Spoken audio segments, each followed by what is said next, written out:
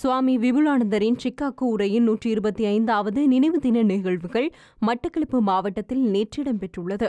மட்டக்களப்பு ராமகிருஷ்ண மிஷனின் ஏற்பாட்டில் மட்டக்களப்பு சிவானந்த விளையாட்டு மைதானத்தில் இந்த நிகழ்வுகள் இடம்பெற்றுள்ளன. மட்டக்களப்பு மாவட்ட அரசாங்க அதிபர் மாணிக்க உதயகுமாரின் பங்கு பற்றுதலுடன் மட்டக்களப்பு ராமகிருஷ்ண மிஷன் தலைவர் சுவாமி தக்ஷானந்தரின் ஆசியுரையுடன் இந்த நிகழ்வுகள் இடம்பெற்றன. இதன்போது பல்வேறுபட்ட கலை கலாசார நிகழ்வுகள் இடம்பெற்றதுடன் மட்டக்களப்பு மாவட்ட அரசாங்க அதிபரால் தமிழ் திரையுலகின் பிரபல நகைச்சுவை நடிகர் விவேக்கிற்கு நினைவு சின்னம் வழங்கி வைக்கப்பட்டது.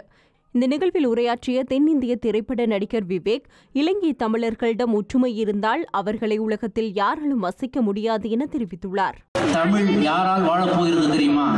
இந்த உலகத்தில் கடைசி இலங்கை தமிழன் இருக்கும் வரை தமிழை யாராலும் அழிக்க முடியாது.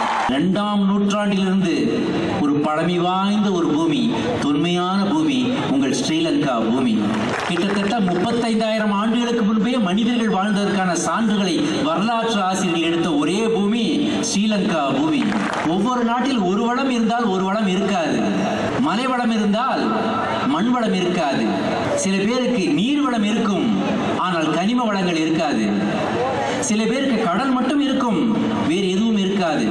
சில பேருக்கு மரங்கள் மட்டும் இருக்கும், காடு மட்டும் இருக்கும், வேறு வளங்கள் இருக்காது.